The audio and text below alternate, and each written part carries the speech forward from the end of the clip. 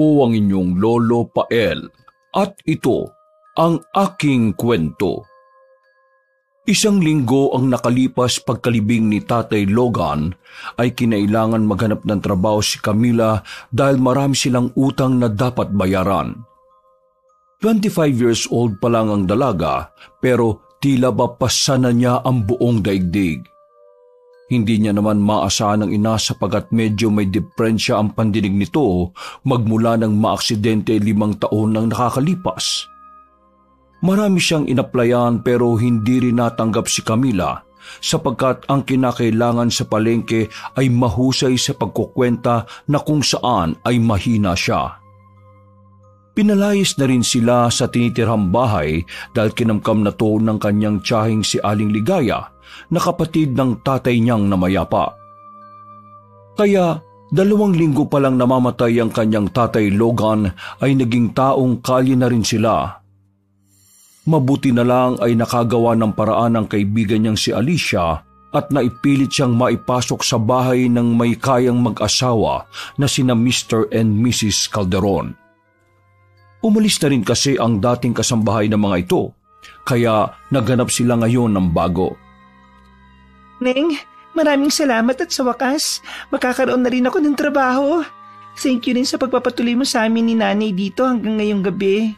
Huwag ka mag-alala. Kapag nakasahod na ako, babawi ako sa iyo. Ililibre kita sa bayan. Ngumiti lang si Alicia at matapos ang ilang saglit pang pag-uusap ay iniwan na sila nito. Habang naghahanda ng mga gamit ay bumaling naman ng dalaga sa nanay niyang nakatingin lang sa bintana. Nay, huwag po kayong mag-alala. Magiging ayos din ang lahat para sa atin. Kaunting tiis lang po. Ngumiti lang si Nanay Danica pero halata pa rin ng dalaga sa mukha nito ang itinatagong matinding kalungkutan. Kahit siya rin naman ay sobrang lungkot pa rin ang nararamdaman, subalit hindi niya magawang magluksa at manghina sa harap ng ina dahil alam niyang sa kanya lang din ito humuhugot ng lahat. Bukas, Nay, makakaroon na tayo ng maayos na tutulugan. Pakikiusapan ko na lang si Mr. and Mrs. Calderon para magkasama tayo. Sige na po, matulog na po kayo. Ako nang bahalang magligpit sa mga gamit natin. Natulog na nga ang kanyang ina habang siya naman ay patuloy pa rin sa pagsasalansan ng kanilang mga gamit sa lumang bag. Nang matapos na ay kaagad siyang nagtungo sa banyo at nagilamos ng katawan para makatulog na rin. Nang matapos na, pagharap niya ng salamin ay bigla na lang siyang napaiyak. Pero sinikap niyang maging tahimik upang walang makarinig sa kanyang pagluha. Nang medyo guminhawa na ang pakiramdam, ay pinunasan niya ang mga luha at lumabas na ng banyo. Pagdating sa kanilang silid ay mahimbing na ang tulog ni Nanay Danica. Kaya padapa niyang isinilampak ang sarili sa kama saka tumingin sa likod ng ina. Tumulo na naman ang luha niya pero pinunasan niya ito kaagad dahil baka mahalata pa siya. Napapikit na lang siya habang umiiyak hanggang sa siya ay makatulog dahil na rin sa sobrang pagod. Sa kalagitnaan ng mahimbing na tulog ay biglang nagising ang dalaga matapos maramdaman ang pag-uyog ng kamang hinihigaan niya. Hindi niya to pinansin sapagkat akala niya nung una ay si Nanay Danica lang to na nagpalit ng posisyon sa pagtulog, subalit nang muling umuyog ang higaan ay nakasimangot siyang napadilat habang iginagala ang tingin sa buong kama. Nang makitang wala roon ang ina ay napabalikwas siya ng bangon at tumingin sa pintuan. Oras na ba? Maaga pa naman. Saan kaya pumunta si Nanay? Nagbanyo siguro. Matutulog na sana siya ulit nang maramdaman na bigla na lang may humiga sa kama. Pagtingin niya sa likuran ay ganun na lang ang pagkagulat niya nang makita si Tatay Logan na nakahiga rin sa kama habang nakatingin at nakangiti sa kanya. Napabalikwas na naman siya ng bangon habang kinukusot-kusot ang mga mata. Nang hindi nawala sa kama si Tatay Logan, ay bigla namang napayak ang dalaga sa parehong tuwa at kalungkutan. Tay, ikaw po ba talaga yan? Lumapit siya sa Ginoo at mahigpitong niyakap na sinuklaan din siya ng mainit na yapos. Totoo ba ito, Tay? Huwag na po kayong umalis, please. Miss na namin kayo ni Nanay. Bakit niyo po ba kami iniwan kaagad? Paano na po kami ngayon? Matagal bago sila tumanggal sa pagkakayakap at pagkatapos noon ay saka nagsalita ang kanyang ama na parang nag-e-echo ang tono ng boses. Anak, sa'yo ko na pinagkakatiwala ang nanay-daddy ka mo. Alagaan at mahalin mo siya katulad ng pagmamahal ko sa inyo. Paano po ang gagawin ko? Hindi ko yata kakayanin itong mag-isa, Tay. Hindi ka nag-iisa, anak. Palagi ko kayong gagabayan. Kahit wala na ako dyan, alam kong makakaya mo ang mga pagsubok dahil pinalaki kitang matatag, anak. Paano? Kailangan ko nang umalis. Huwag po muna, Tay. Huwag na kaming iwan, please. Tay! Tay! Maraming ipinaliwanag kay Camila ang kanyang ama. Hanggang sa huli ay saka to nagpaalam at nagsabi na ito na ang huli nilang pagkikita. Humiti ng mapait ang kanyang ama at kitang-kita sa mga mata ng Ginoo ang labis na pangungulila sa anak, pero wala na tong magawa ngayong nasa kabilang buhay na. Maya-maya pa ay biglang umihip ang malakas na hangin at mula sa likuran ni Tatay Logan ay may nabuong isang nakakasilaw na liwanag. Palaki yun ng palaki, na parang isang ipo-ipo at halos masakop nito ang buong silid at tumigil sa paglaki ang nakakasilaw na liwanag. Napasulyap doon ng dalaga at ganun na lang ang pagkagulat niya at pagkasindak nang biglang nawala ang liwanag at napalitan to ng kadiliman. Nang makita niya ang kung ano ang nasa kabilang dako ng portal ay nagimbal nga siya. Sa isang iglap, ang magandang pakiramdam matapos makita ang ama ay biglang napalitan ng kilabot at takot. Dinig na dinig ni Camila ang mga taong tila nag-aabot ng kamay habang nagsisigawan, nag-iiyakan at nagmamakaawa ng tulong. May nahapiwan din siyang pangilan-ngilang talsik ng mainit na apoy at ramdam na ramdam niya mula sa pwesto ang init na yun. Napatingin siya sa ama matapos mapagtanto ang mga bagay na nasa likuran niya. Ay! Mapait na tugon na lang ang isinukli ng Ginoo at pagkatapos noon ay tumayo na to saka naglakad pa atras hanggang sa hatakin na siya ng daang-daang kamay na nasa madilim na portal habang nakatingin sa kanyang anak. Tay! Huwag po kayong pumasok dyan! Hindi po dapat kayo mapunta dyan, Tay! Tay! Habang palapit ng palapit ang kanyang tatay sa portal, ay palakas naman ang palakas ang ugong at ingay na nanggagaling sa kabilang dako nito. Pagngiti ni Tatay Logan ay kitang-kita ng dalaga na isang iglap ay biglang nawala ang kanyang tatay. Kasama ang portal, at bigla ring napabalikwas siya ng bangon kasabay ng pagsigaw dala ng matinding takot. Sa lugar na yun! Nang mapagtanto na masamang panaginip ang mga nangyari ay sinadya niyang takpan ng bibig dahil alam niyang katabi pa niya ang ina sa pagtulog. Eksakto nga na nagising si Nanay Danica at nag-aalalang tumingin sa kanya. Napaluha na lang si Camila nang kaagad lumapit ang kanyang nanay at niyakap siya ng mahigpit habang umiiyak. Napanaginipan ko po si Tatay. Namimiss ko na po siya ng gusto, Nay. Pag-alo lang ang sinukli ng ginang kaya napapikit na lang siya at ninamnam ang mainit na yakap ng kanyang ina. Hanggang sa hindi na nga niya namalayang nakatulog na siya ulit ng mahimbing. Kinaumagahan, pagkatapos mag-almusal at pananghalian, ay nagpasalamat ulit ang mag-ina sa pagpapatuloy sa kanila ni Alicia.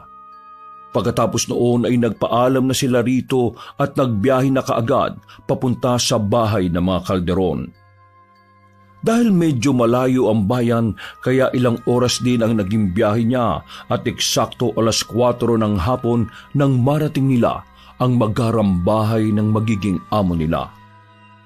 Pagka-doorbell ay sinalubong kagad sila ng isang may kataba ang Ginoo na nagngangalang Intoy. Si Intoy ang personal na driver at hardinero ng pamilya Calderon. May hawak pang malaking gunting ang Ginoo dahil katatapos lang nito na maggupit ng mga halaman na masyado nang malalago. Magandang hapon po. Ako po si Camila, yung bagong magiging kasambahay ng mga Calderon. Ako naman si Intoy, ang boy at personal driver ng mga Calderon. Kanina pa kita ini-expect pero teka, sino siya? Pagturo na matandang lalaki kay Nanay Danica ay napatingin din kagad ang dalaga sa inang walang imik. Nanay ko po, si Nanay Danica. Akala ko isa lang ang darating eh. Hindi ko akalain na dalawa pala kayo. Kakausapin ko nga po sana mga amo natin tungkol dyan. Nasaan po ba sila? Nandun sa sala, nanonood ng balita. Oh, tara na sa loob para maikandado ko na itong gate. Pagkapasok na mag-ina ay kaagad ngang isinara ng matabang lalaki ang gate at sumunod sila rito hanggang sa makapasok sa loob mismo ng bahay. Katulad ng sinabi kanina ni Intoy, naabutan nila ang mag-asawang Calderon na nanonood ng balita sa sala. Ma'am, sir, nandito na po yung bagong kasambahay na si Camila. Kasama niya po yung nanay niya eh. Magandang hapon po, ma'am, sir. Ako po si Camila. Lumapit ang dalaga sa mag-asawa at saka siya nagmano sa mga ito. Pero napatuon lang ang atensyon ng mag-asawa sa kanyang nanay na nananahimik sa tapat ng pintuan. Sino siya? Ang alam ko, isang kasambahay lang ang sinabi sa akin ni Alicia Intoy. Ma'am, nanay ko po. Papakiusapan ko lang po sana na kasama ko siya ritong tumira. Wala na po kasi kaming bahay na matutuluyan. Ano naman ang pakialam ko kung may matuluyan kayo o wala? Basta ang sinabi ko ay isa lang ang kailangan ko at hindi dalawa. Mamili lang kayo sa inyong dalawa kung sino ang magiging kasambahay namin. Ma'am, parang awa niyo na po. Pagbigyan niyo na po ang nanay ko. Hindi naman po siya magiging pabigat sa bahay na to eh. May depresya na ang nanay ko sa pandinig. At wala na po talaga kaming matutuluyan kaya sana pumayag na po kayo. Marunong ba siya sa gawaing bahay at mauutusan naman ba siya? Opo. Kung ipipilit mo, gagawin pa rin namin siyang kasambahay pero isang tao lang ang babayaran namin sa inyo. Ang pagtira na lang ang libre sa bahay na to, ang magsisilbing bayad sa kanya. Sige po, pumapayag po kami. Napaismid lang si Ginang Aloha habang si Intoy ay wala namang imik na nakikinig lang. Kung ganoon, mahal na Aloha, payagan mo na. Hindi naman na tayo lugi sa kondisyon at isa pa, kailangan natin ng higit isang kasambahay. Bahala ka na nga sa gusto mo. Sige, payag na kami. Ako maraming salamat po sa inyo, Ma'am at Sir Calderon. Ilang taong ka na ba, Camila? 25 years old po. Ay, ganun ba? Mukhang mabait na bata ka. Basta sipagan nyo lang ng nanay mo sa trabaho at magkakasundo tayo. Ang kailangan namin dito sa bahay ay marunong magluto, masipag at maagang magising. Kapag anong ipinag-uutos namin, susundin ka agad. Nakakaliwanagan ba tayo? Opo, ma'am. Naintindihan po namin ng nanay ko. Kung ganun i-testing na natin kung marunong ka talaga sa pagluluto. Intoy, samahan mo na muna sila sa magiging kwarto nila para mag-ayos na sila ng mga bag nila. Tapos dalhin mo sila sa kusina para may pagluto na kami ni Camila ng masarap na sinigang. Sige po sir, ma'am. Maiwan na po muna namin kayo. Maiwan na po namin kayo, ma'am, sir. Matapos sumukod sa mga amo ay umalis na nga silang tatlo sa living room. Sinamaan sila ni Intoy sa silid ng mga kasambahay. Nang mailapag na nila Camila at Nanay Danica ang bag, ay sinamahan kaagad sila ng matabang lalaki sa kusina para makapagluto na ng para sa hapunan. O siya, may iwan ko na muna kayo rito ha. Mamayang 5:00 kasi ng hapon, uuwi na ako. Hindi kasi ako nag-stay in dito eh. Mga babae lang ang pinag-i-stay nila dito. O paano? Good luck sa inyo ha. Bantayan mo mabuti ang nanay mo, lalo na dyan kay Mama Alona na medyo sumpungin. Alam mo naman kapag nakakaedad na, mataray na masyado pero minsan mabait. Kaya hindi mo talaga ma-spelling ang ugali eh. Maraming salamat, Kuya Intoy. Welcome. O sige, nice meeting you din sa inyong magnanay ha. Magkita na lang tayo bukas kung sakasakali. Pag-alis na matandang lalaki ay nagtulong na nga ang mag-ina sa pagluluto habang nagkukwentuhan patungkol sa bahay ng kanilang mga bagong amo. Ayon kay Nanay Danica ay hindi maganda ang pakiramdam niya sa loob ng bahay. May kung anong mabigat na presensya siya na nasisense na hindi niya rin alam kung bakit. Napabuntong hininga na lang si Camila matapos yon marinig sa kanyang ina. Pero wala naman siyang magawa kundi magtiyaga at magtiis dahil wala naman silang choice. Kung aalis sila sa lugar na yon, ay siguradong dadamputin na lang sila sa kangkungan kaya pinakiusapan na lang din ng dalagang ina na magtiis-tiis na lang muna. Tiyaga-tiyaga na lang muna tayo, Nay. Huwag po kayo mag-alala. Kapag nakasahod na ako, ihahanap ko na lang po muna kayo ng mauupahan tapos kahit ako na lang po mag-stay dito. Gumiti lang ang ginang habang naguhugas ng mga karne at gulay na isasahog sa kanilang hapunan. Makalipas ang ilang minuto, ay hinatag na nga ni Camila ang pagkain sa tulong na rin ng kanyang ina. At katulad ng inaasahan, nasarapan ng mag-asawang kalderon sa lutong sinigang ng dalaga. Kaya tuwang-tuwa sila sa hapunan. Totoo nga sinabi mo, Edeng. Sa ganyang edad napakatalintado at napakasarap mo ng magluto Tama ang sinabi mo, darling. Para akong lumilipad sa sarap sa ulam natin ngayon. Sabaw pa lang malasa na. Kaya kahit hindi ka na magkarne, solve ka na. Ikaw ba ang nagturo sa anak mong magluto, Danica? Nakangiting umiling si Nanay Danica at nagpaliwanag na hindi siya ganoon kasarap magluto at hindi rin siya ang nagturo sa anak ng tungkol sa bagay na yon.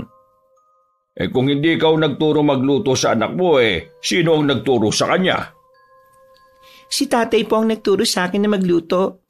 Chef po kasi ang tatay ko sa isang restaurant dyan sa bayan kaya lang po patay na siya. Mag-iisang buwan na rin. Ay nakakalungkot namang marinig yan. Pero hindi bale. Nakuha mo naman ang talento ng tatay mo. Salamat po. Danica, mag-focus ka sa paglilinis ng bahay at ng iba pang kaya mong gawin. Dahil si Camila, simula ngayon magfo-focus dyan sa pagluluto. Hindi ba, darling? Oo, tama yung naisip mo, darling. At dahil sa natuwa ko sa niluto mo ngayon, kung iniisip mong mag-aral habang nagtatrabaho rito sa amin, kami na ang bahala sa pag-aaral mo sa kolehiyo. Hindi pa po ako tapos sa elementary. Walang problema. Tutulungan ka namin. Basta palagi mo lang sasarapan ng luto. Sige po, makakaasa po kayo. Hindi maipinta ang tuwa ng mag-ina matapos yung marinig sa kanilang mga amo. Kahit papaano ay nabawasan ng kanilang kalungkutan at matinding pangungulila dahil ngayon ay tila unti-unti nang nasasagot ang kanilang mga pangarap. Matagal ng pangarap ni Camila na makapagtapos man lang ng kahit elementary kaya tuwang-tuwa talaga nang marinig yon na sinabi ng kanyang mga amo. Bigla tuloy niyang binawi ang hindi magandang naiisip kanina sapagkat na-realize niyang mabubuti naman pala ang kalooban ng mag-asawang kalderon. Lumipas ang mga araw, linggo at buwan. Naging maayos pa ang pakikitungo sa kanila ng mag-asawa. Damang-dama talaga nila ang suporta ng mga ito sa kanilang mag-ina, kaya sinisikap nilang dalawa na mapaglingkuran ng kanilang mga amo. Ang kakatwa lang na napapansin ni Camila sa mga amo ay tuwing hating gabi sa tuwing nagsasara siya ng mga bintana at pinto. Kapag napapadaan siya sa silid ng mga amo, ay palagi niyang naaamoy ang kakaibang uri ng langis. Naririnig niya rin ng mag-asawa na parang nag-uusap o nagbibigkas ng mga salitang hindi niya maintindihan. Pakiramdam niya sa tuwing maaamoy ang langis na yon at maririnig niya ang mga amo ay tila may kung anong orasyon na ginagawa ang mga ito sa kanilang silid. Napansin niya rin kasi na walang kahit anong ribulto ng santo o kakristyanuhan sa loob ng bahay ng mga Calderon. Kaya naisip niyang hindi Katoliko ang mga ito, kundi nabibilang sa ibang relihiyon. May pagkakataon pa nga na nakita niya si Ginoong Noli sa likod ng bahay na may mga sinisindang mga kandila at nagdo-drawing ng kung ano-anong simbolo sa sahig gamit ang patak ng kandila. Pero sa tuwing paggising sa umaga, ay wala ng bakas sa mga yon na halatang tinatanggal din kaagad. Bukod sa mga yon, ay wala ng kakaibang kaganapan sa magharang bahay ng pamilya Calderon. Kaya ipinagsawalang bahala na lang niya dahil hindi rin naman nakakaapekto sa kanilang mag-ina. Biyernes ng hapon habang nagtatanggal ng sinampay ang mag-ina, ay biglang merong nag-doorbell kaya kagad tumakbo si Camila sa gate sa pag-aakalang ito na ang kanilang mga amo. Pagbukas ng gate, ay ganun na lang ang gulat niya dahil ibang sasakyan ang bumulaga sa kanya na nagtuloy-tuloy hanggang sa parking lot. Kaya hindi na niya napigilan. Mula sa magarang sasakyan ay bumaba ang isang makisig at gwapong lalaki. Aminado ang dalaga nang makita niya yon ay nakaramdam siya ng kaunting kilig at hiya. Pero iwinaksi niya kaagad ang pakiramdam na yon sa pag-iisip na baka estranghero ang nasabing binata. Maulang galang na. Sino ka? Pasensya na, bawal kasi kaming tumanggap ng estranghero eh. Baka mapagalitan ako ng amo ko. Pwede bumalik ka na lang, sir, kapag dumating na yung amo ko. Umalis kasi sila eh. Ikaw ba yung bagong kasambahay nila nanay at tatay? Ako nga pala si Grayson, one and only child ng Calderon family. Namula ng gusto sa hiya ang dalaga matapos yon marinig, kaya hindi tuloy siya makatingin ng maayos sa gwapong binata. Naku, pasensya na. Kayo palang sinasabing anak nila Sir Noli at Ma'am Alona. Oo, ako nga. Anong pangalan mo? Camila, sir. Nice to meet you, Camila. Siya nga pala, may mga karne ako dyan sa likod ng kotse. Pakikuha na lang at pakilagay dun sa freezer. Pasalubong ko yan kina nanay at tatay. Walang pag-aalinlang ang sumunod ng dalaga sa utos. Isa-isa niyang binitbit ang mga pagkadami-daming karne at dinala sa kusina kung saan naroon ang freezer na lagayan nito. Ang dami naman itong karne. Napakahilig talaga ng mga amo ko sa karne. Dapat sa edad nila umiiwas na sila sa mga ganitong pagkain eh. Dapat healthy foods na yung kinakain nila. Nakailang balik siya sa sasakyan dahil sa dami ng karning dala ni Grayson at nang matapos na siya ay tumulong na ulit ang dalaga sa kanyang ina. Umalis din kasi kaagad ang gwapong binata matapos maihatid ang mga karne. Nagsabi rin siya na babalik na lang sa mga susunod na araw. Pagsapit ng gabi, pagdating ng mag-asawang Calderon ay kinuwento kaagad ni Camila ang biglang pagbisita ni Grayson. Binanggit niya rin ang pagdadala ng gwapong binata ng mga karne, kaya mas lalong natuwa ang kanilang amo at nagsabing magluto na siya kaagad ng masarap na pagkain gamit nga ang nasabing mga karne. Hindi na rin muna nila pinaalis si Intoy para makasabay na sa pagkain, kaya habang naghihintay ay sinamahan ng matabang lalaki ang mag-iina sa kusina habang nagluluto. Kuya Intoy, kilala mo ba yung gwapong anak nila Mama Sir? Oo, pero ilang beses ko palang din talaga nakita yun eh. Hindi naman kami nagkakausap. Ang madalas niya nung kausap si Petra, yung dating kasambahay dito. Bakit ka po biglang napabulong dyan? Kasi, ang narinig ko sa mga amo natin, nagkaroon ng relasyon si Petra at si Sir Grayson. Ayaw ng mga amo natin kaya nagtanan yan sila. Pero hindi ko na alam kung nasaan si Petra. Basta ang alam ko lang, hiwalay na sila ni Sir Grayson. Ambisyosa rin kasi si Petra eh. Akala niya siguro siseryosohin talaga siya ng anak ng amo natin. Napaismid lang ang dalaga habang nakikinig sa patuloy na pagkukwento ng matabang lalaki. Si Sir Grayson, nag-iisang anak yan ng mga amo natin. Kita mo naman, artistahin, maamo ang muka, hunk, maputi, tapos malakas pa ang sex appeal. Tapos magkakagusto lang sa tsimay. Huwag mong masamay na sila sabi ko pero ang mga katulad nun ni Sir Grayson, sex lang ang habol sa mga babae. Kaya, ikaw mag-ingat ka ron. Ha? Bakit naman po? Ang sabi sa kwento nila Sir Noli at Ma'am Alona, lumaki kasi sa layaw yung anak nila na yun. Sakit daw talaga nila sa ulo yun eh. Maraming beses na raw yung nadadawit sa mga gulo. Mga iligal na bagay, lalo na sa babae. Mukha lang siyang santo pero malademonyo pala ang ugali. Mukha nga po siyang mabait eh. Biruin mo, nagdala ng pagkarami-raming karne. Kakaunti pa nga yung dinala niya ngayon eh. Noon talaga, halos mapuno tong 3 freezer. Bakit kaya ang hilig ng mga amo natin sa mga karne, no? Hindi na nakaimik pa si Intoy sapagkat tinapik na sila ni Nanay Danica at sinabing maghanda na dahil halos luto na ang ulam. Maya-maya pa ay naghapunan na nga silang lahat. Sa unang pagkakataon ay nakasabay nila sa pagkain ng mag-asawa na ipinagtaka rin nila. Siguro nagtataka kayo kung bakit namin kayo pinasabay sa pagkain. Masaya lang kami kasi nagdala ulit si Grayson dito ng tunay na karne. Gusto naming matikman nyo mga karne na yan. Sige, at magsikain na tayo.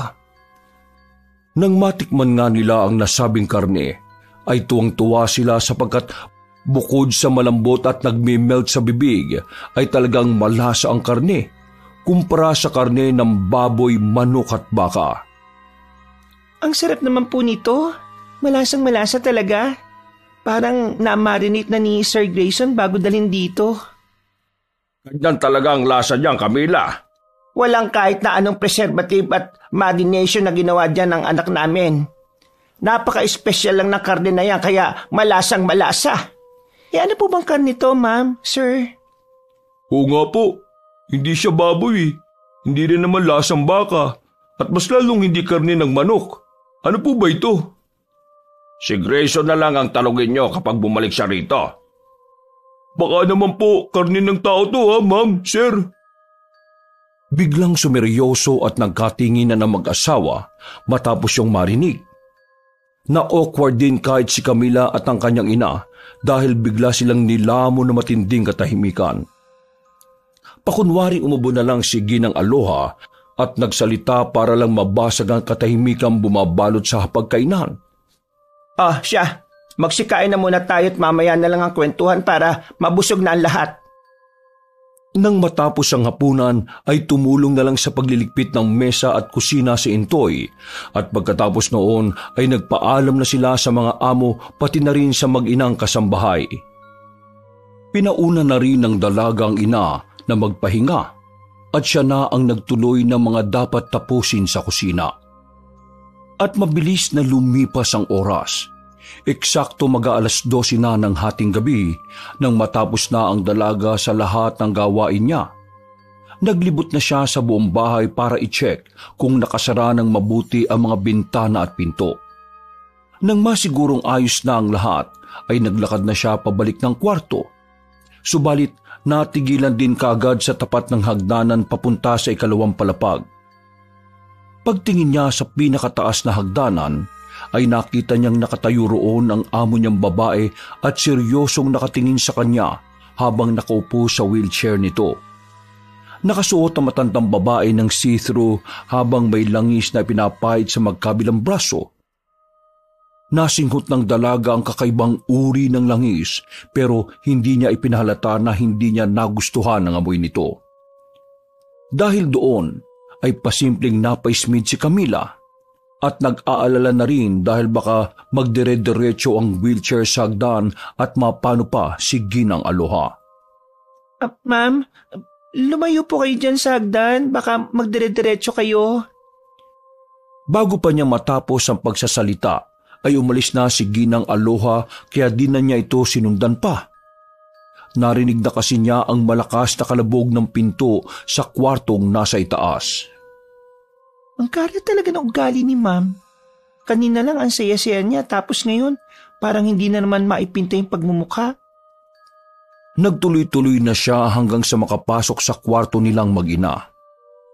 Kinabukasan ay inaantok na bumangon ng dalaga sapagkat hindi siya nakatulog ng maayos.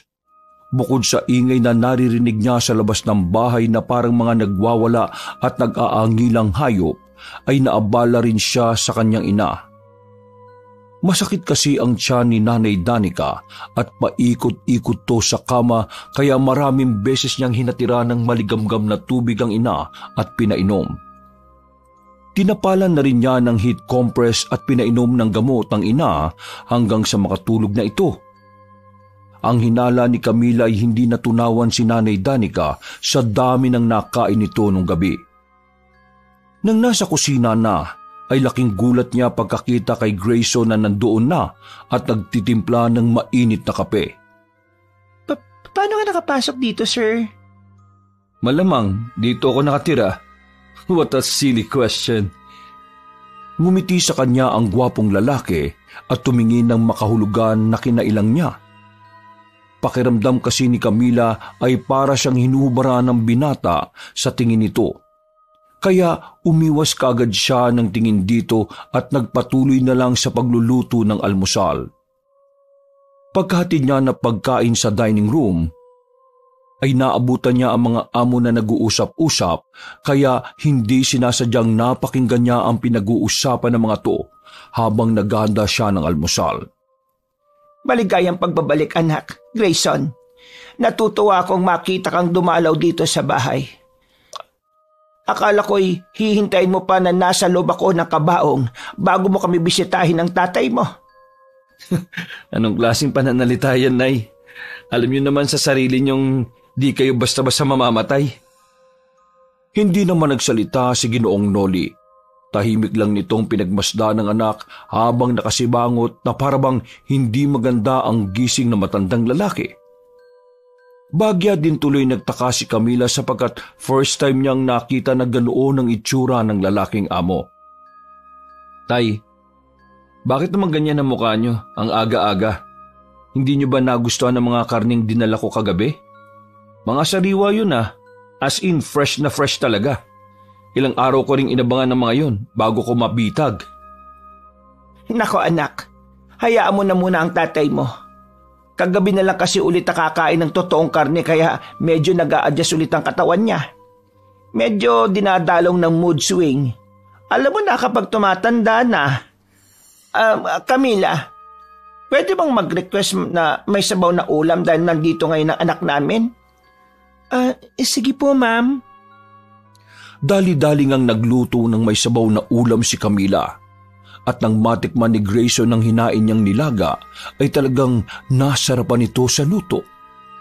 At simula nang matikman niya ang masarap na luto, ay tila ba nagkaroon na rin siya ng interes kay Camila. Biyernes, pagkatapos ng tanghalian, si Camila lang ang naiwan sa magarang bahay dahil tambak ang kanyang gawain. Ang nanay niya naman ay isinama ng mga amo sa kung saan kahit pa medyo hindi pa rin maganda ang pakiramdam nito simula nung isang gabi. Habang abala ang dalaga, ay eksakto naman na dumating ulit si Grayson na may dala na namang isang supot ng karne.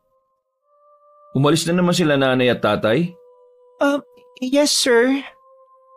O sige, pakilagay na lang ulit itong mga karne sa freezer ha. Sumunod naman kaagad ang dalaga na dinala ang mga supot ng karne sa freezer, subalit laking gulat niya nang sumunod pala roon ng gwapong binata at nakabungguan niya ng palabas siya ng kusina. Ay, sorry sir. Sumunod ka pala kasi hindi ko napansin. Walang problema. Kaya ako sumunod kasi itatanong ko sana kung kanina pa sila umalis. Pagkatapos nilang mananghalian, sir, bali kaalis lang. Natigilan na sa pagsasalita si Camila sapagkat tinapik-tapik na siya sa balikat ng gwapong lalaki na lalo niyang ikinailang. Pakiramdam niya kasi ay merong mali siyang ginagawang yon ni Grayson sapagkat nakikita niya rin sa mga mata nito ang kahalayan. Sayang, hindi ko sila naabutan. Ikaw naman Camila. iwasan mo ng pagtawag sa akin ng sir. Nagmumukha kasi ako matanda eh. Ilang taon ka na ba, ha? 25 na, sir. Oh, sir na naman. Kuya na lang itawag mo sa akin, Kuya Grayson. O kaya, baby. Saka pinisil ng gwapong lalaki ang balikat niya bago maglakad papunta sa tapat ng water dispenser. Dahil doon ay napabuntong hininga ang dalaga na hindi na alam ang mararamdaman habang nasa paligid niya si Grayson. Naalala niya rin kasing bigla ang mga sinabi ni Kuya Intoy tungkol dito. Si Sir Grayson, nag-iisang anak yan ng mga amo natin. Kita mo naman, artistahin, maamo ang muka, hunk, maputi, tapos malakas pa ang sex appeal. Tapos magkakagusto lang sa chimay. Huwag mong masamay ang sinabi ko ha. Pero ang mga katulad no ni Sir Grayson, sex lang ang habol sa mga babae. Kaya ikaw, mag-iingat ka ron ha. Nag-lunch na sila, di ba? May pagkain pa ba? Nagugutom na kasi ako eh. Meron pa po, sir. Isa pang tawag mo sa akin ng sir, hahalikan na talaga kita dyan. Dahil sa mga sinabing yun ng gwapong binata, ay namuo ang butlig-butlig na pawis sa noo ng dalaga. Nakaisip kasi siya kaagad ng hindi maganda, lalo na't dalawa lang silang tao sa magarang bahay. Sa laki ng bahay ng kanyang amo, kapag meron tong ginawa sa kanyang hindi maganda, kahit magsisisigaw siya ay wala ring halos na makakarinig dahil makakalayo ang mga bahay sa lugar na yon. Oh, natulala ka na dyan, Camila. May pagkain pa ba? Oo, Kuya Grayson. May natira pa, kaso baka makulangan na kayo eh. Kung gusto niyo po, ipagluluto ko kayo. Hindi na. Okay na yung natirang ulam. Ikaw ba? Kumain ka na? Sabayan mo na ako. Hindi umimik ang dalaga. Minatyagan lang niya ang anak ng kanyang amo. Sa totoo lang, ay kanina pa niya gustong iwan ng gwapong lalaki sa tindi ng pagkailang dito. Kakaiba kasi talaga ang mga tingin nito, lalo na ang paghawak-hawak sa kanya. At katulad ng mga magulang nito, ay may oras na mabait naman si Grayson, kaya lang ay mas lamang ang mga kaduda-duda nitong galaw na parang may sumpong na hindi niya maintindihan. Oh, ba't nakatulala ka na naman dyan? Kung di ka pa kumain, tara na dito. Umupo ka na, bilis. Magtatampo ako kapag hindi ka sumabay sa akin. Kumain na ako, kuya. Katatapos ko lang po. Natigilan na ang dalaga sa pagdadahilan sapagkat ang maamong mukha ni Grayson ay biglang nag-iba. Nawala ang mga ngiti nito sa labi at napalitan niyo ng bagsik. Sigurado kang hindi ka pa kumakain, ha? Ayaw ko pa naman sa lahat yung mga sinungaling.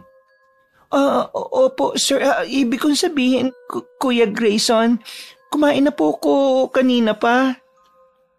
Okay. Mabuti naman kung ganon. Halika't umupo ka na lang muna dito sa tabi ko. Mas ginaganahan kasi akong kumain kapag may kasama ako eh. Lalo na kapag masarap ang kasama, yung nakahain.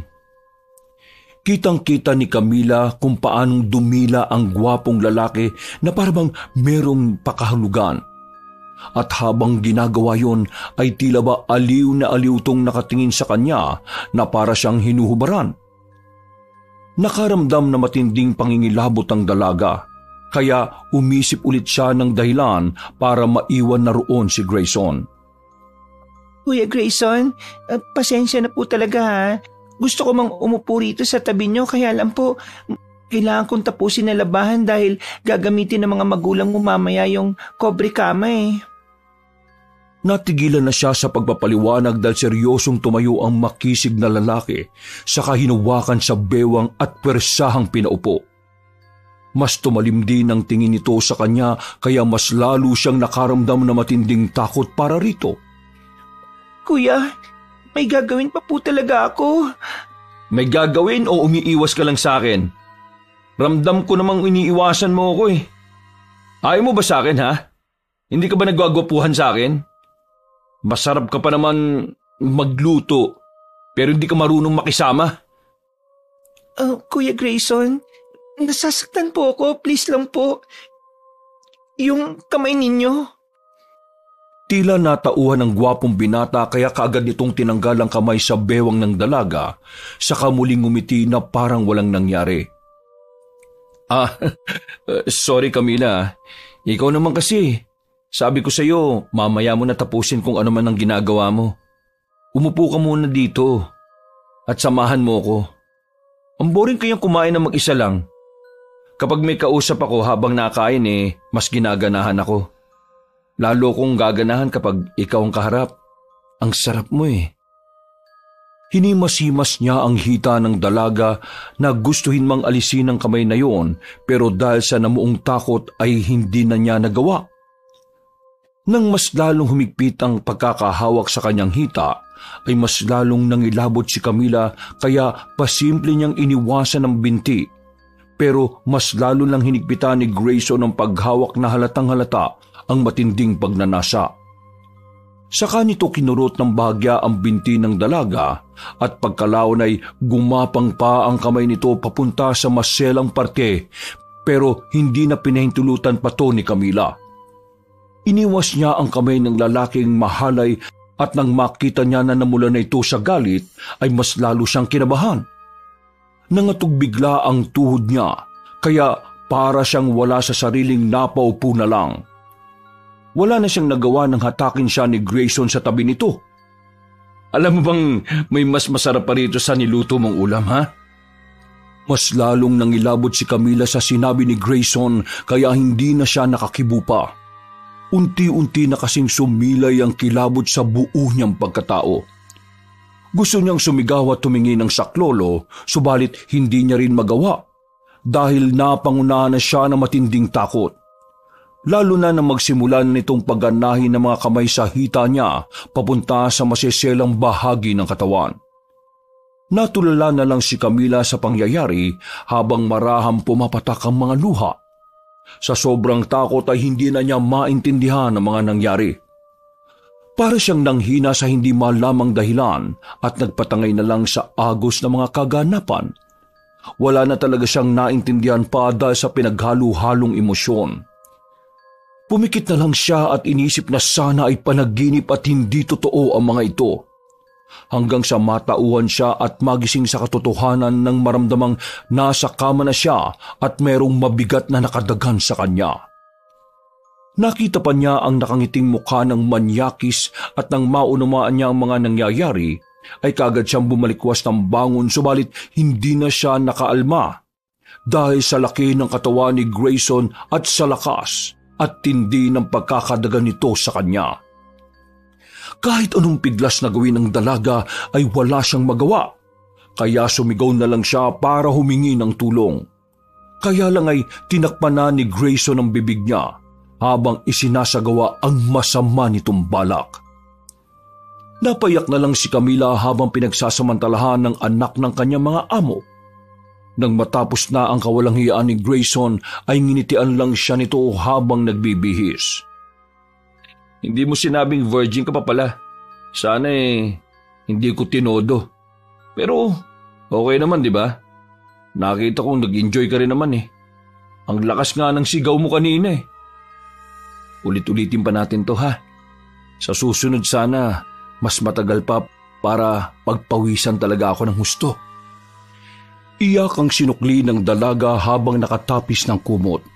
Samantalang humahalakak naman ng humahalakak ang gwapo pero malademonyong binata bago lumabas ng kwarto.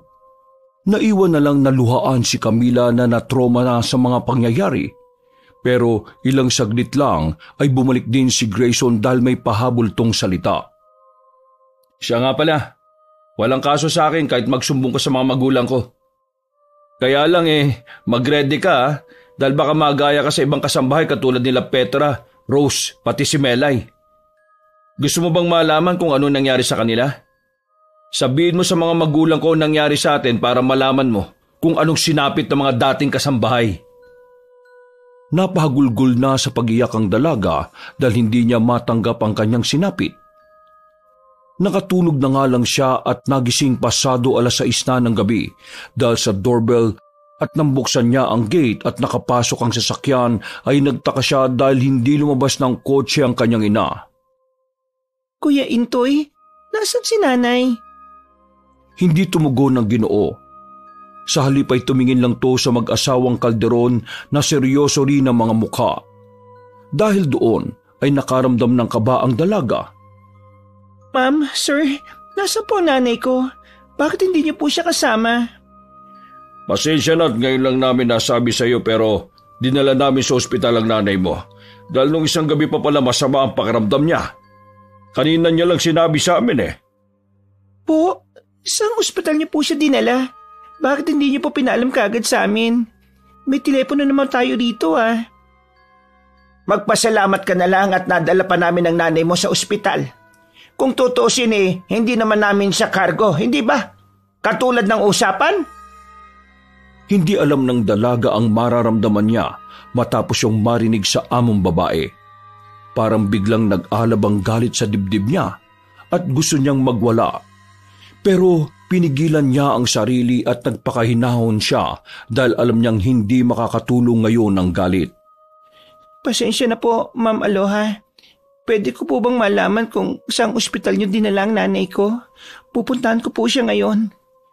Hindi mo siya pwedeng puntahan ngayon. Hanggang 8:00 lang ng gabi ang pagdalaw. Kapag nagbiyahe kayo ni Intoy, hindi na kayo aabot. Ipagpabukas mo na lang ang pagdalaw. Maganda ka na lang ng hapunan dahil nagugutom na kami.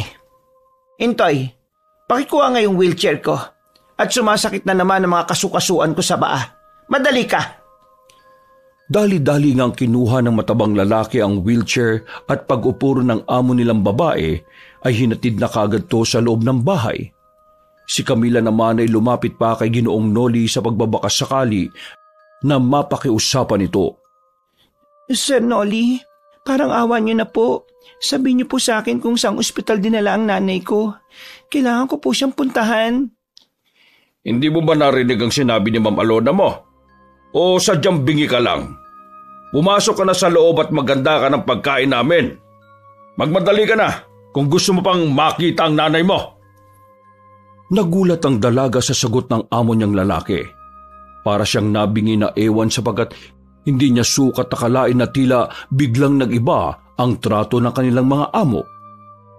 Napaluha na lang siya pero pinilit niyang maging matapang para makita ulit ang ina. Pagdating niya sa kusina, habang nagluluto ay nilapitan siya ni Kuya Intoy at pasikretong kinausap. Camila, pasensya ka na. Gusto mo kitang tulungan pero totoo niyan.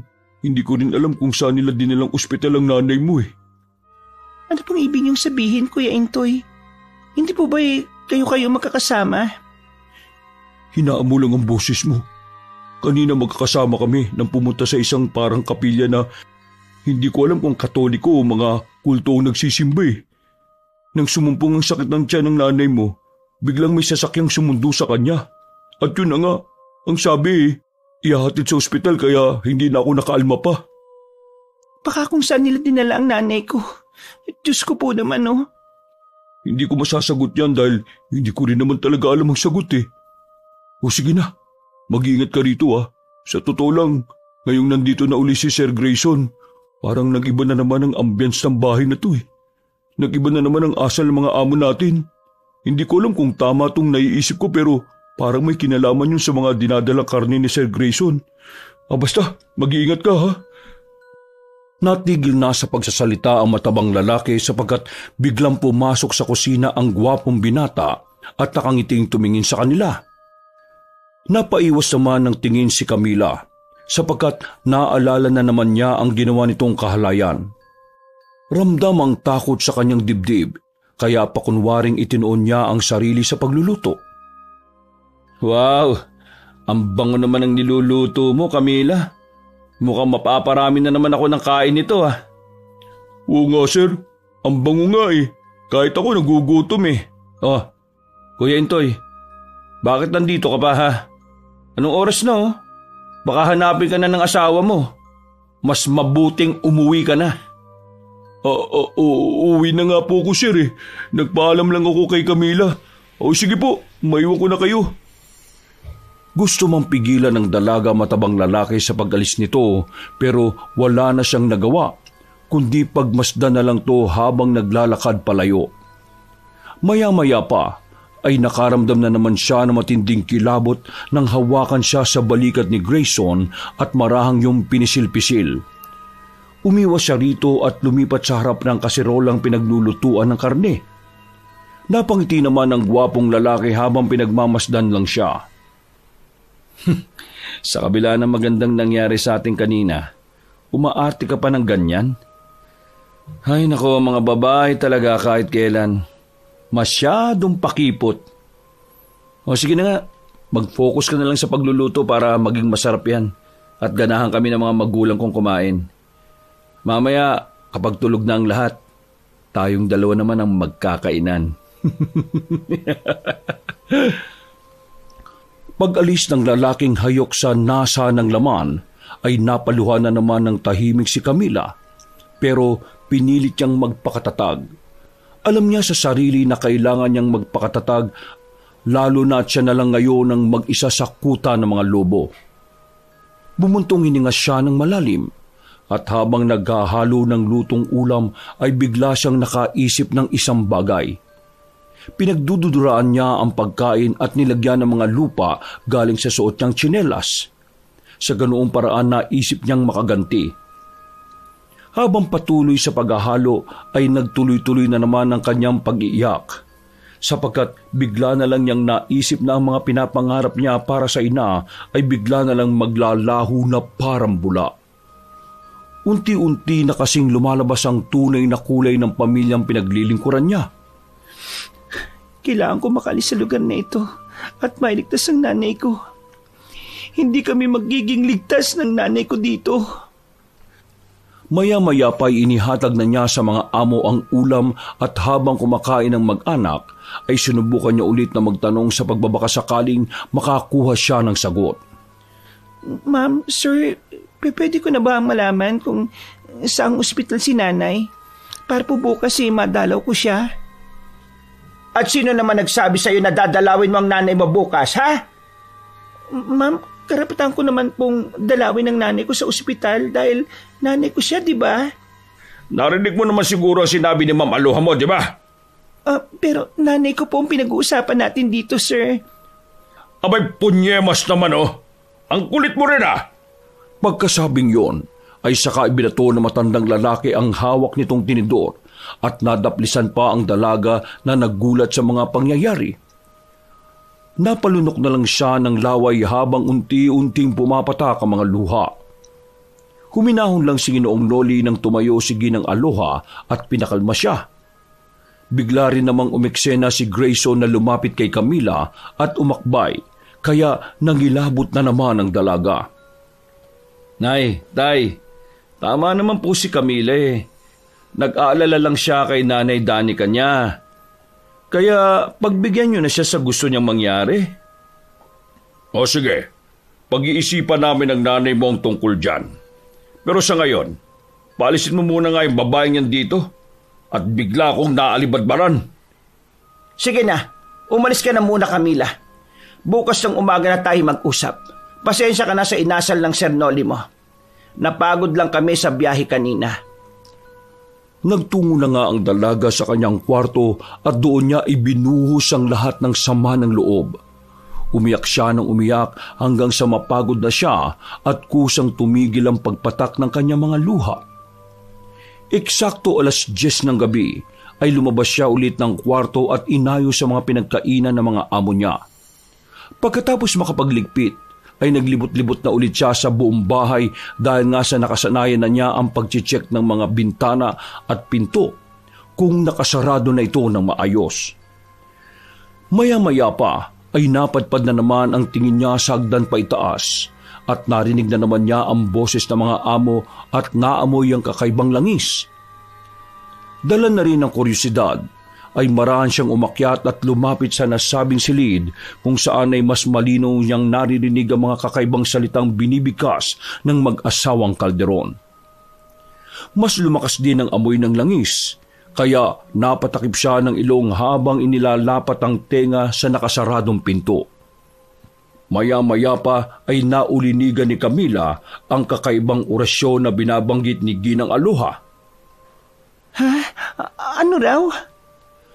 Ganoon rin si Ginoong Noli. Nagbabanggit siya ng mga kakaibang salita na tanging silang dalawa lang ni Ginang Aloha ang nakakaintindi.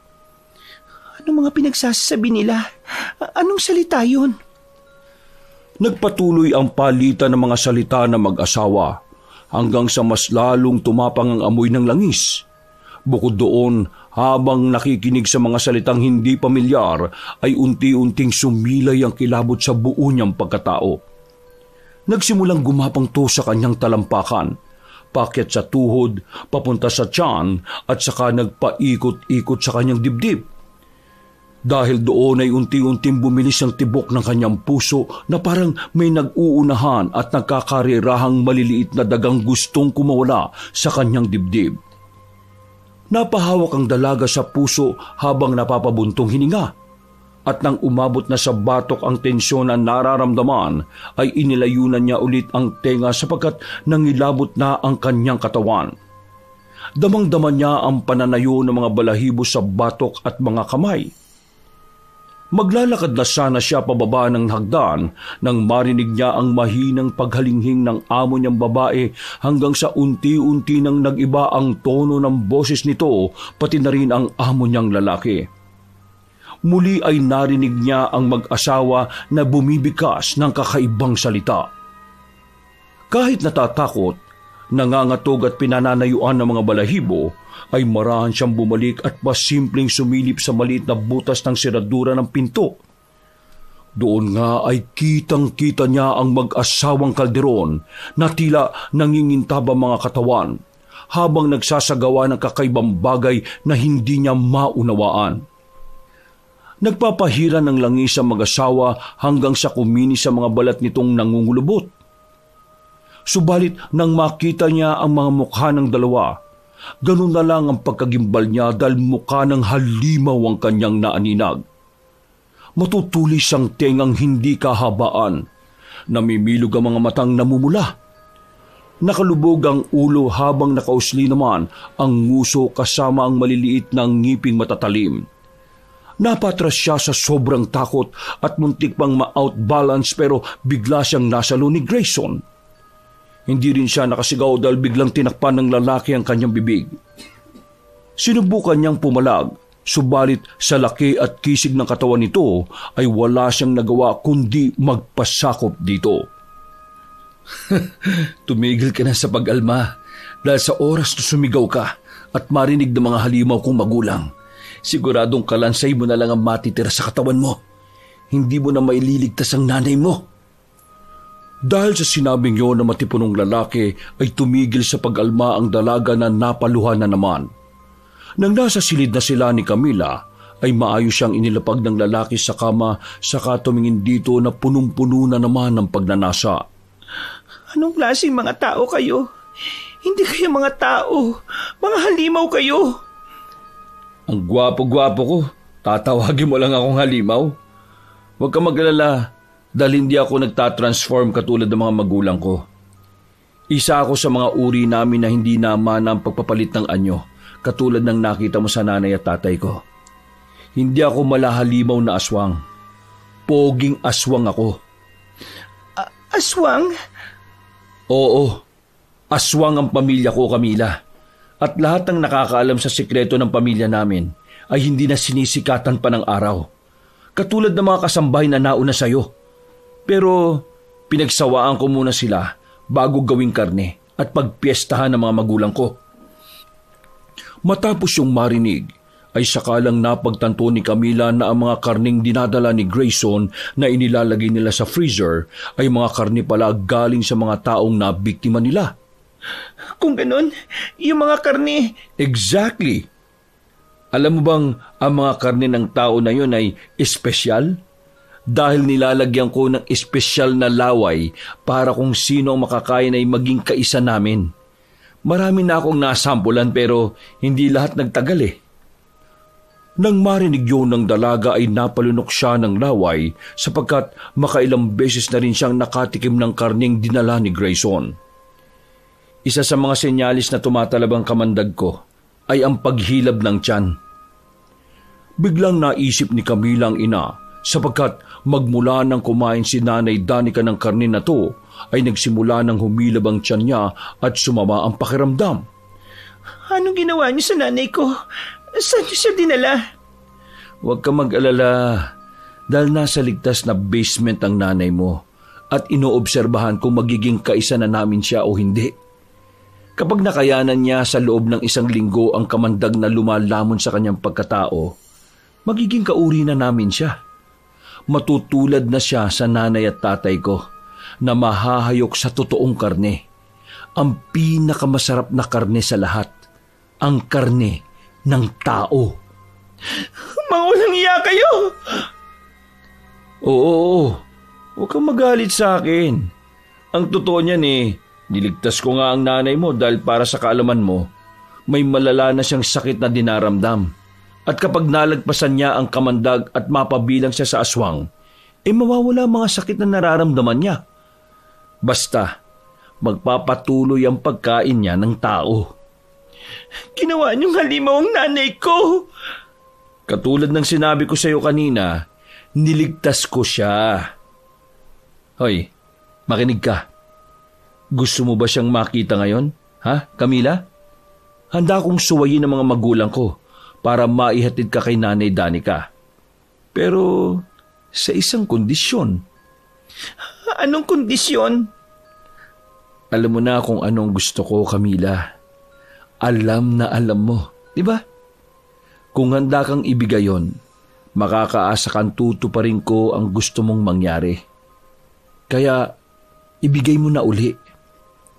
Humiwas-himas pa ang gwapong lalaki sa kanyang pagkalalaki habang pinagmamasdan ng dalaga na punong-puno ng pagnanasa. Paano ako makakasiguro na gagawin mo ang sinasabi mo?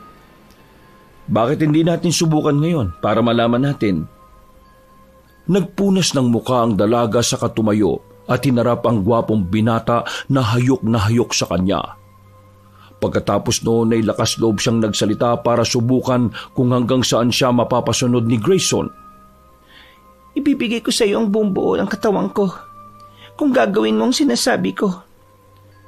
Sabihin mo lang, Camila, wala akong hindi gagawin para sa iyo. Lalo na ngayong humahalimuyak ang dugo mo sa aking pang-amoy. Patayin mo mga magulang mo para sa akin at dalhin mo ako ngayon kung nasaan ang nanay ko. Kapag nagawa mo yon, ipinapangako ko sa iyo na buong buo mo ako makukuha. Buong puso akong sasama sa iyo, katulad ng gusto mong mangyari. Sumeryoso ang mukha ng gwapong binata at ilang segundo siyang pinagmasdan bago ngumisi na makahulugan. Ganun lang ba kasimple? Masusunod, mahal kong Camila.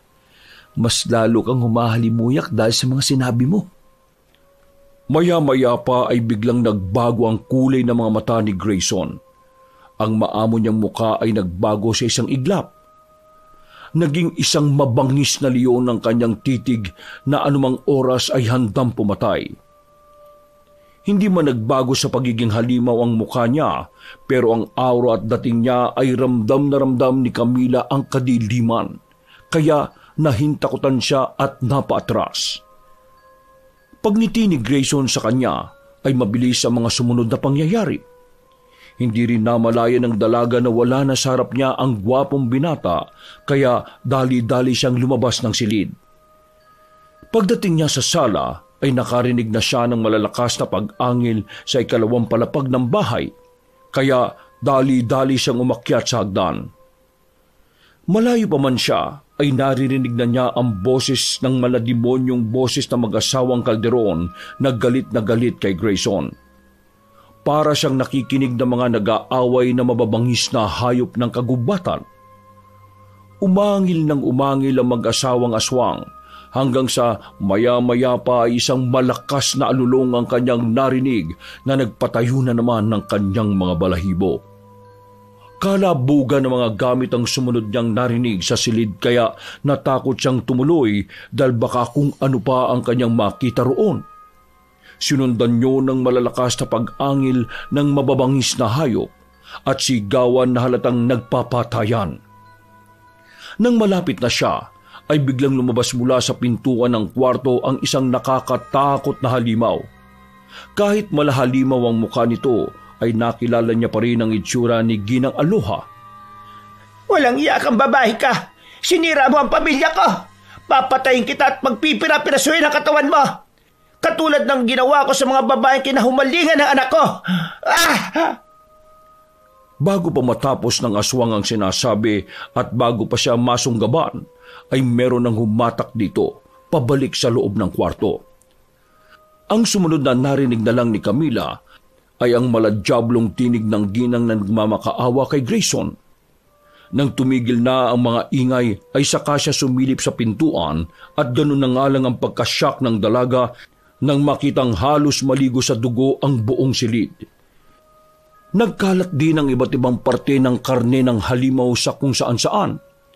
Natutop na lang ni Camila ang bibig pagkakita sa kinahinatnan ng mag-asawang Calderon. Si Ginoong Noli ay gutay-gutay ang katawan, bali ang liig, lawit ang dila at wakwak ang tiyan, habang si Ginang Aloha naman ay nahati sa dalawang parte ang ulo. Bali-bali ang mga kamay at paa at wakwak din ang tiyan. Dahil tuloy doon ay tila nagmistulang naligo din sa malansang dugo si Grayson na humihingal-hingal pa dahil sa nangyari. Ngayon, pwede na natin puntahan ng nanay mo at dalhin sa alam kong mas ligtas na lugar. Saka na yun? Walang ano-ano'y nagtanggal ng kasuotan ng dalaga na ikinatawa ng gwapong lalaki. Nang makita nga ni Grayson ng maalindog niyang katawan, ay napasigaw to sa sobrang pagkahayok. Humalimuyak na naman kasi ang dugo ng dalaga na humaling siya. Sa sobrang pananabik ay nagubad pa rin siya ng kasuotan at wala silang pakialam sa lansa at nakakadiring lugar. Naiga sila sa kama at doon na nga makailang ulit ay sinagawa ni Grayson ang nasa ng kanyang laman. Nagpatangay na nga rin si Camila sa agos ng mga pangyayari katulad ng pangako niya kay Grayson. Hindi rin niya alam sa sarili pero nagustuhan na rin niya ang ginagawa nito sa kanya. Makailang beses silang nagtalik hanggang sa abuti na sila ng kinaumagahan. Nang parehong nakapagbanlaw na ng katawan, ay kaagad silang nag-ayos para puntahan ang kinaroroonan ni Nanay Danica. Subalit eksakto naman ang pagdating ni Kuya Intoy. Nang mapansin ni Grayson na tila may kakaiba sa matabang lalaki, ay kaagad niya itong inakag sa sasakyan. Sumakay ka na rito muna, Kuya Intoy. Sir, pasensya na po. Magpapaalam lang sana ako kina Mama Sir dahil masama ang pakiramdam ko eh. Parang umihilab kasi ang tiyan ko. Sakay na, bilis! Wala nang nagawa matandang lalaki kundi ang sumunod na lang sa sinabi ng gwapong lalaki. Paglabas nila ng magarang bahay, habang nagmamaneho palayo ay saka naman nagsalita si Camila na lalong ikinabigla ni Kuya Intoy. Patay na mga amo natin, Kuya Intoy. Ha? Ano? Makinig ka. Simula ngayon, ako na ang amo mo. Dahil wala na sila nanay at tatay. Kapag hindi mo sinunod ng gusto ko, ako na magsasabi sa iyo, maaga kang mamamatay. Maniwala ka na lang sa sinasabi ni Grayson. Mas lalo lang sumama ang pakiramdam ng matabang lalaki dahil sa mga narinig. Kaya para hindi na rin maging istorbo ay sinuntok na lang muna siya ni Grayson para makatulog. Pagkatapos noon ay pumunta sila sa kapilya kung saan itinago ang kanyang ina upang obserbahan ang pagiging aswang. Nang makita ni Grayson ang mga kalahi niya roon, ay walang nagawa ang mga ito sa kanya. Sa kanilang angkan kasi ay siya ang pinakakinatatakutan. Sapagkat kilala siya sa walang awang pagpatay ng kapwa niya aswang. Siya ang tagatugis ng mga rebelding aswang at siya ang nagsusuplay sa kanilang angkan ng mga karne kaya kahit anong gawin niya ay walang umaalma. Nakuha nga ni Camila ang kanyang ina at bilang kasunduan ay ibinigay niya ang buong pagkatao niya kay Grayson. Nagpakalayo-layo sila sa lugar kasama si Intoy at Nanay Danica na naging mga aswang na rin matapos mahawa sa kamandag ng gwapong binata. Handa ka na bang maging kauri namin, Camila? Hindi kita pipilitin o gagawing katulad namin hanggang sa hindi ka pumapayag. Napangiti ang babae sa kanyang narinig at pagkatapos ay sa kanya sinikil ng halik ang gwapong lalaki bago sumagot sa tanong nito. Nung una, inaamin ko na sobrang namumuhi ako sa iyo dahil sa ginawa mo sa akin. Pero hindi ko rin nakalain na matuturuan ko rin pala ang puso ko. Anong ibig mo sabihin? Feeling ko, mahal na rin talaga kita. Salamat naman kung ganon. Dahil ako, kahit hindi mo ako matutunang mahalin alam ko sa sarili ko na gagawin kong lahat para sa iyo, Camila. Kahit na sa kabilang buhay o sa panibagong mundo, ikaw pa rin ang pipiliin ko. Ewan ko ba, bakit ba minahal kita ng ganito? Ang cheesy lugi ako sa inyo. Napakunot na lang ng noo sina Grayson at Camila habang pinagmamasdan si Intoy na nasa driver's seat at nakatingin lang sa kanila. Pagkatapos na nangyaring yon, ay nagkatuluyan nga silang dalawa. Hindi nagpa-convert si Camila sa pagiging aswang katulad ni na Intoy at Nanay Danica. Subalit, nang nabuntis siya, ay kinailangang gawin ni Grayson ang nararapat para hindi siya mamatay. Labagman sa kalooban ay naging aswang din ng dalaga sa huli para maging ligtas ang kanyang panganganak, lalo na at kambal ang magiging sanggol niya. Nang isilang ni Camila ang kambal ay pareho tong malusog pero hayok na hayok sa sariwang dugo at karne. Nag-set siya ng rules na hindi na sila titikim kahit kailan ng karne at dugo ng tao. Kaya simula noon ay nag-breed na sila ng mga baka, baboy at manok. At ito ang ginagawa nilang pamalit upang kahit papaano ay mapatid ang pagkauhaw nila pare-pareho sa dugo at karne ng tao. Subalit kapag merong mahalagang okasyon ay tumitikim sila ng tao pero ang pinapatay ni Grayson ay ang mga taong salot sa lipunan at maraming pagkakasala. Sa ganoong paraan ay natutulungan pa nila ang lipunan upang mabawasan ang mga masasamang tao. Wakas!